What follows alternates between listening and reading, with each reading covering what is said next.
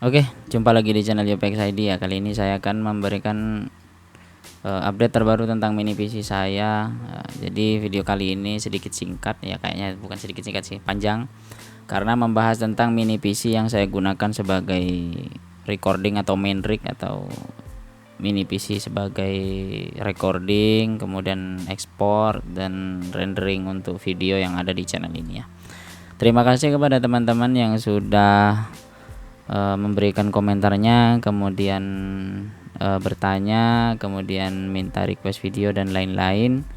Jadi saya sangat-sangat berterima kasih kepada teman-teman yang sudah berkomentar, karena komentar Anda bisa memberikan masukan kepada saya, kemudian akan sangat-sangat berguna untuk saya ke depannya, dan juga sebagai media saya memberikan atau menyalurkan ilmu yang beberapa, yang sedikit ya, yang saya dapat dari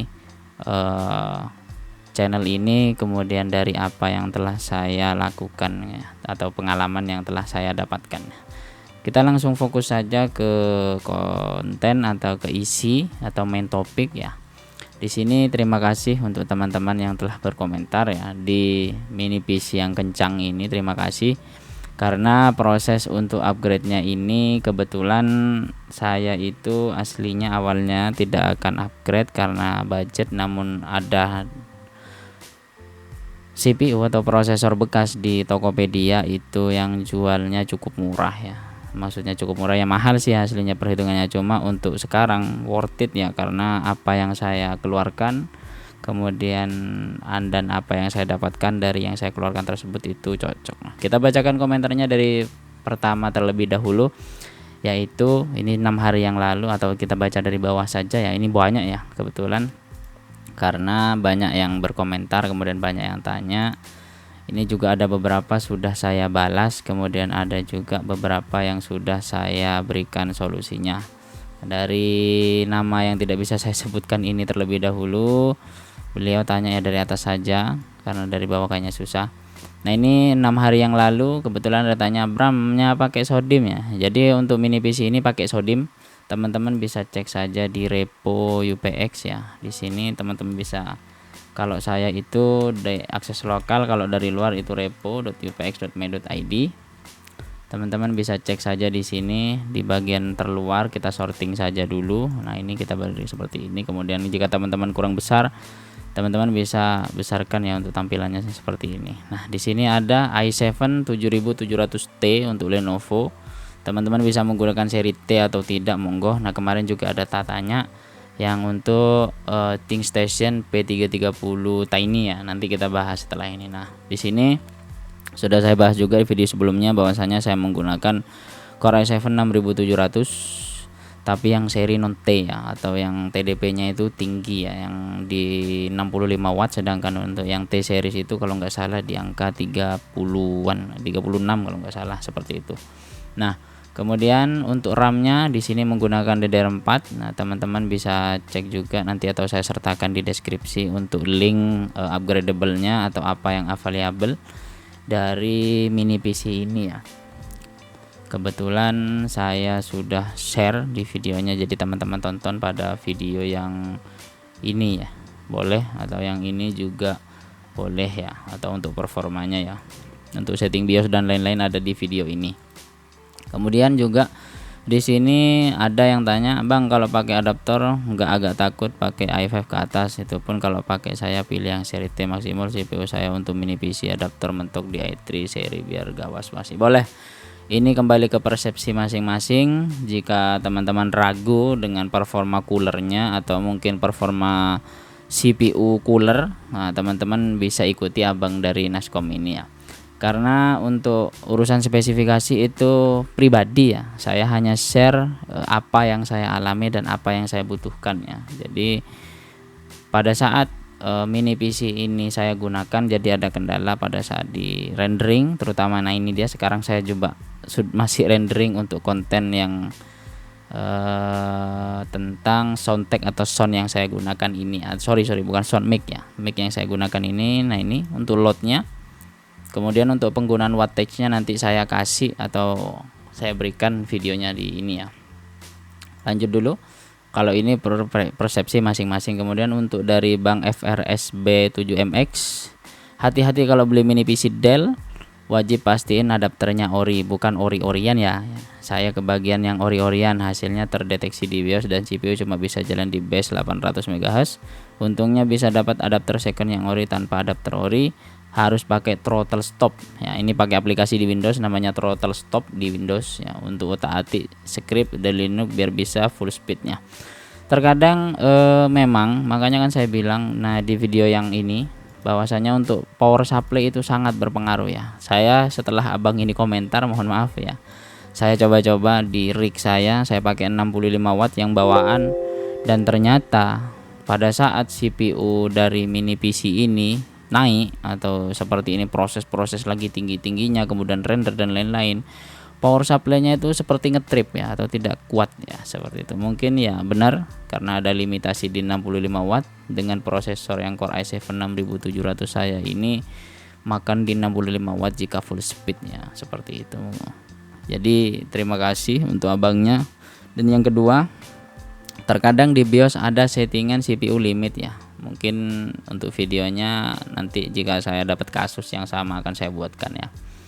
Jadi di sini juga ada pakai aplikasi pihak ketiga dari Windows dan juga di Linux ada ya, seperti itu. Nah, ini saya kebetulan balas. Kemudian ya memang berpengaruh untuk performa. Kemudian yang juga bisa dibuat untuk mini server ya. Karena mini server itu tidak butuh monitor. Terkadang jika teman-teman home servernya home servernya itu kelas-kelas ya, bukan kelas-kelas enterprise ya, maksudnya home lab namun dengan spesifikasi tinggi, maka saya rekomendasikan untuk upgrade adaptornya ya. Karena apa, di dalamnya jika teman-teman ingin buat media home server yang sangat kompleks, contoh seperti ada pakai Jellyfin yang butuh transcoding ya, seperti ini ya Jellyfin. Jadi jika teman-teman menggunakan Jellyfin, nah di App Store saya menggunakan CasaOS ya, untuk videonya sudah ada di sebelumnya. Jika menggunakan Jellyfin sebagai media untuk untuk streaming di rumah, teman-teman kan butuh transcoding namanya ya. Jadi transcoding tersebut teman-teman gunakan agar video pada saat stream ke komputer kita yang ini atau mungkin ke TV dan lain-lain itu lebih smooth, kemudian lebih sedikit memakan resource ya. Karena pada saat play video, saya contohkan ini saja sekarang. Nah ini sebentar, nah ini saya open folder. Nah ini kebetulan video yang saya generate atau rendering sekarang ya. Ini saya pause dulu. Nah di sini jika teman-teman menggunakan port player, di sini ada HW ya, H atau W. Nah di sini kalau diklik ini nanti S atau W ya.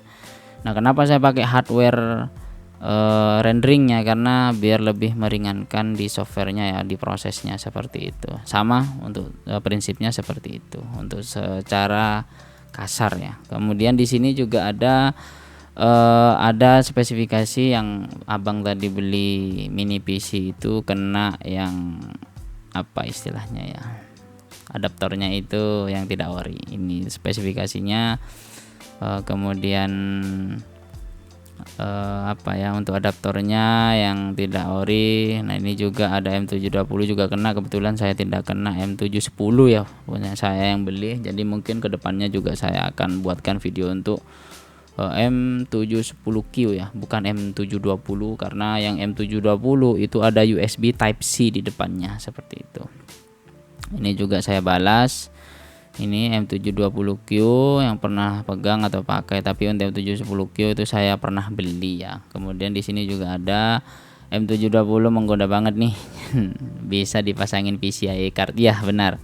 Jadi jika teman-teman ingin pakai GPU internal atau GPU eksternal, teman-teman bisa menggunakan M720 karena di dalam ada slot PCIe ya. Meskipun kalau nggak salah itu X8 tapi berapa PCIe LAN gitu.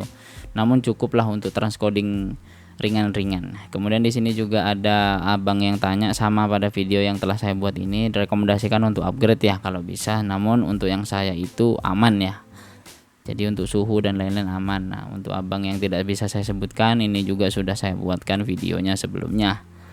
Nah, di sini ada perbandingan Ryzen 3 Ryzen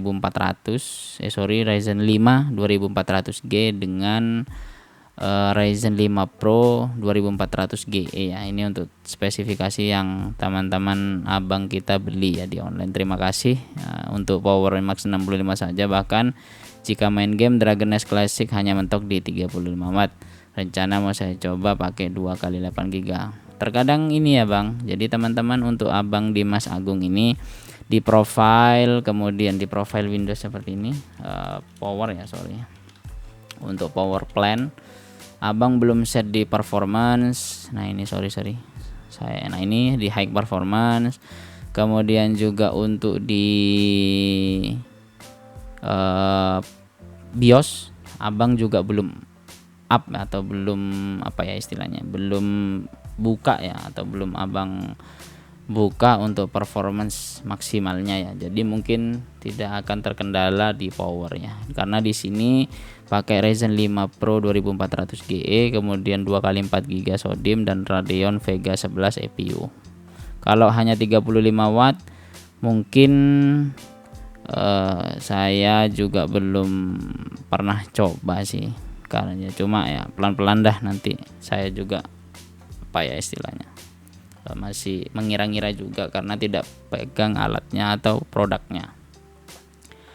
Untuk Power Max-nya di 65 watt saja. Nah ya cukuplah. Jadi abang ini juga insya Allah mungkin akan upgrade juga. Nah di sini juga ada yang tanya harga. Saya bilang yang 900k untuk harga yang non SSD kebetulan saya dapat dengan spesifikasi Core i3 7100 seperti itu ya. Ini sudah, kemudian di video selanjutnya yaitu untuk upgrade. Nah dari video upgrade ini juga cukup banyak. Di sini saya upgrade ke Core i7 6700 dan power supply-nya di 135 watt. Nah, di sini ada yang tanya, "Bang, Core i7 gen berapa itu?" Kemudian seri Pro-nya yang T ya. Nah, di sini saya sudah kasih di thumbnail ya, ini sudah kelihatan upgrade Core i7 6700 yang seri non T. Nah, ya jadi saya balas. Kemudian ini juga ada yang yang non series berarti ya omnya. Iya, saya jawab iya karena saya tidak punya yang T series, kemudian harganya juga lebih mahal ya kalau bekas, entah kenapa di Tokopedia. Tapi kata abang ini untuk yang non T series itu lebih murah ya. Iya, yang lebih mahal yang non T series. Padahal ya mungkin tergantung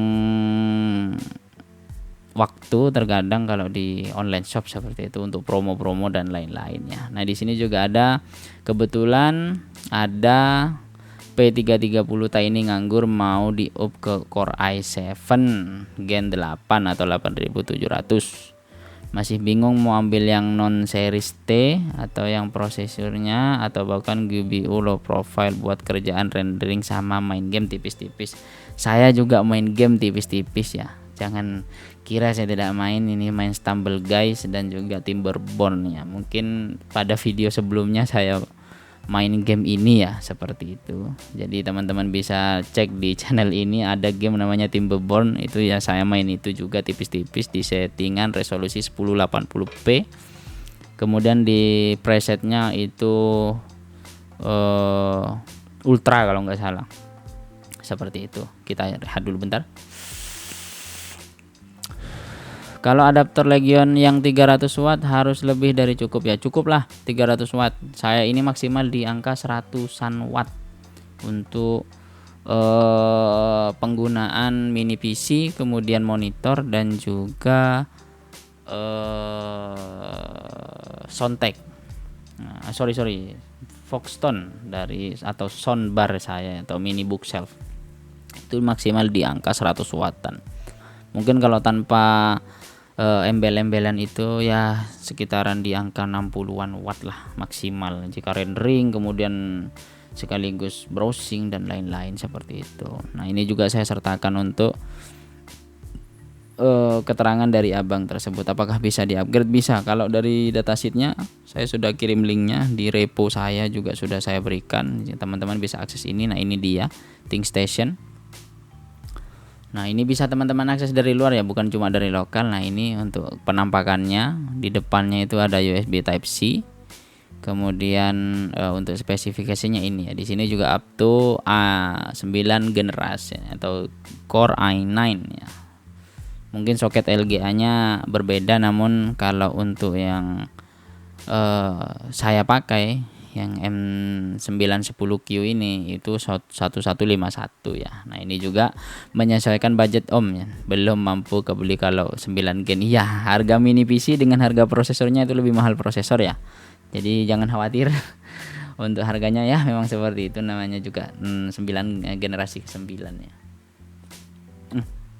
Sorry, yang 9 gen ya. Kemudian juga di sini ini benar katanya Bambang, ini untuk yang non T series beda base frekuensi sama low watt ya. Benar, untuk T series itu 35 watt dan non T itu 65 watt, benar. Kemudian untuk harganya juga ya, katanya Abang ini lebih mahal yang non T series, tapi entah kenapa saya dapat yang lebih murah ya, mungkin lagi baik Tokopedia. Kemudian saran juga untuk RAM, Abang ini juga tanya kalau bisa ya upgrade ke RAM 2400 MHz atau boleh yang 3200 juga boleh jika support. Minimalnya itu di 2400, dual kit kalau bisa ya, dual channel kalau saya bilangnya. Jadi jika dual channel itu akan memungkinkan performa terutama AMD atau prosesor AMD yang Ryzen series dan lain-lain itu akan menambah performance dari CPU tersebut. Karena apa? Untuk GPU dari atau VGA dari Vega series dari AMD, dia memakan RAM ya, atau menggunakan RAM kita, bukan pakai RAM dedicated. Makanya pada saat teman-teman buka Task Manager, nah di sini RAM-nya 16 GB, moro-moro hilang 4 GB, itu bukan hilang jika menggunakan AMD yang Ryzen series ya, Ryzen 3, Ryzen 4, Ryzen 4, Ryzen 5, Ryzen 7. Kemudian yang G series terutama yang ada G-nya, yang ada GPU-nya, itu memakan atau menggunakan RAM kita ya. Jadi RAM dari PC kita itu akan dipotong otomatis, bukan hilang itu. Jadi karena memang dipakai. Jadi RAM itu kerja dua kali, kerja untuk GPU atau untuk VGA, kemudian kerja untuk proses yang ada di komputer kita yang sedang kita jalankan, seperti itu. Nah, ini juga mau di up 2 langsung ya, monggo, karena abang yang punya uang, abang yang punya kuasa. Nah, di sini juga ada, kalau dibandingkan sama Lenovo M810Q yang i7 Gen 10 gimana Bang? Wah, ini langsung saya kaget. M810Q bukan ya, beda generasi jauh mah ini. Jadi M80Q ini Core i7 Gen 10, wah sudah di atas, saya masih pakai generasi 6. Terima kasih, budgetnya itu kurang parah Bang, seperti itu. Nah, ini juga terima kasih abang dari Amran Bertani, itu tanyanya bukan bawaannya adaptornya PSU-nya di 135 watt ya. Memang bawaannya itu tidak segitu Bang. Bawaannya itu saya beli, kebetulan belinya barebone atau bekas, itu dapatnya di angka 65 watt atau adaptor bawaannya itu 65 watt. Jadi terpaksa dengan sangat itu saya beli yang 135 watt, dan juga ada beberapa bawaan yang 45 watt seperti itu. Mungkin entah dari penjual atau mungkin dari distributor, saya juga kurang paham ya, seperti itu. Tapi terima kasih untuk abang yang telah berkomentar, dan juga Tokopedia, toko yang telah merekomendasikan saya beli beli mini PC tersebut ya di sini ya. Nah, kemudian di sini kita lanjut ke video yang mini tapi ganas di part 2. Ini saya setting, kemudian ada beberapa juga untuk pada saat proses upgrade BIOS. Nah, untuk di settingan BIOSnya mungkin nanti akan saya sertakan screenshotannya untuk performance-nya, seperti itu. Nah, di sini kita komentar di 7 jam yang lalu. Terima kasih. Nah, ini tanya di dalam video ini karena pada saat itu saya rendering video juga seperti ini. Pada saat rendering video, kebetulan video PPG ya, punyanya guru saya di sekolah SMP dulu. Karena kenalan di pondok pesantren ya, seperti itu. Nah, di sini juga ada tanya, mini PC ini aku jadiin server 24 jam nonstop, kenceng tapi listrik dayanya rendah banget. Ya, benar. Untuk penggunaannya, nah ini saya akan konekkan terlebih dahulu ke handphone saya ya, sebentar. Nah, sambil prosesnya nunggu di link to Windows, jadi saya bacakan dulu ya. Benar, memang saya untuk beberapa 10 harian lebih, bahkan dari Maret kemarin itu beberapa hari hanya makan 5 kWh ya. Kalau tarif listrik 450 watt, tarif listrik per kWh yang 400, nah sorry ya, kita cari aja gambarnya biar lebih mudah.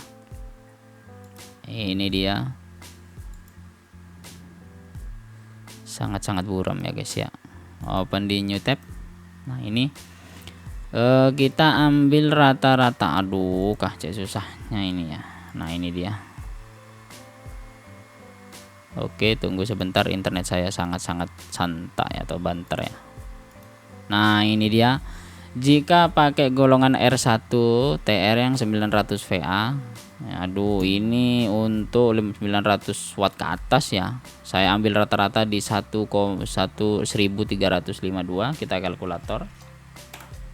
Maka penggunaan saya untuk selama 10 hari itu ya anggap sudah 10 kWh ya, 7 kWh dah. 7 dikali 1352 rupiah. Nah, jadi masih 10.000 ya untuk berapa, anggap setengah bulan ya, seperti itu. Jadi sangat-sangat irit ya, seperti itu untuk mini PC ini ya. Kemudian kalau dipakai buat automation 24 jam cocok gak Mas ya? Kalau untuk listrik per bulannya berapa Mas? Kalau perkiraan per bulannya saya belum punya ya. Kalau kisarannya itu di 4 sampai 7.000 karena saya pakai 450 VA ya, atau 450 watt dari PLN ya, atau yang R1T punyanya rumah sebelah saya gitu. Maksudnya punya rumah yang rumah satunya, gimana sih bilang ya, gitulah intinya. Aman untuk 24 jam aman. Ini saya hidupkan dari tadi pagi. Kebetulan kemarin saya matikan, ini 8 jam aman ya. Kadang saya kalau ngerender malam sama ngupload video itu malam, jadi paginya itu baru saya publish. Karena kalau tidak seperti itu, internet di rumah saya itu sangat-sangat cepat ya guys ya. Apa mungkin di rumah kalian itu internet? Jadi di rumah saya internetnya itu, nah ini dia internet di rumah saya, karena saya pakai Ethernet yang 100 ribuan per bulan. Jadi jangan berharap ya internet di rumah saya itu cepat. Makanya kan terkadang hidup 24 jam itu sudah normal kalau di rumah saya. Untuk upload dan download mungkin 11-12 seperti itu. Kemudian aman dong ya, aman lah saya bilang. Kemudian berapa uang untuk mini PC nya waktu beli? Saya bilang itu 960.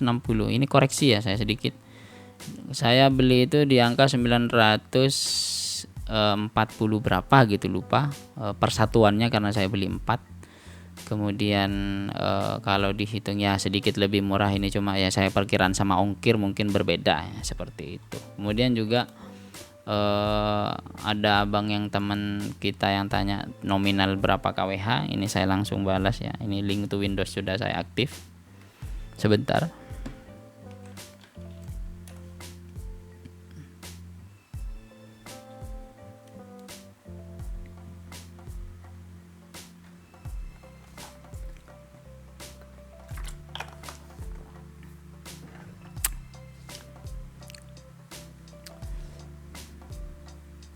Kita buka Bardi Smart Home. Kita load dulu di Windows. Kita minimize ini saja. Kita unlock dulu. Nah, kita buka di Bardinya. Ini jangan sampai terklik ya, karena mati nanti. Nah, seperti itu. Ini dia untuk penggunaan saya. Kebetulan sekarang menggunakan di 87 watt. Nah, ya sekitar di bawah 100 wattan. Untuk dari bulan April, kita lihat April itu saya start itu dari ini dari tanggal 30 bulan 4 itu 0,18. Kemudian di bulan Mei Untuk penggunaan hariannya itu sekarang itu ini di angka 0,55 watt kWh ya, kWh ya, bukan watt. Nah, ini kenapa ini sangat tinggi, karena ini hidup 24 jam ya. Saya lupa ndak matikan, atau kemarin itu 2 hari berturut-turut ini ndak saya matikan, lupa, karena saya matikan, saya remote dari sekolah ya.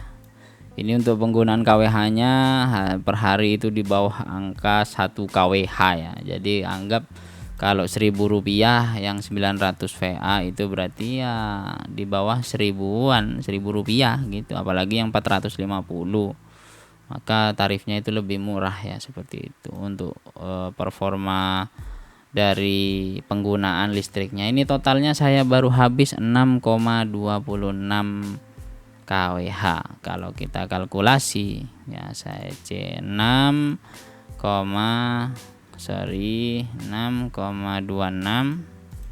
dikali anggap Rp1.500, maka saya baru habis sekitar 10.000 dari tanggal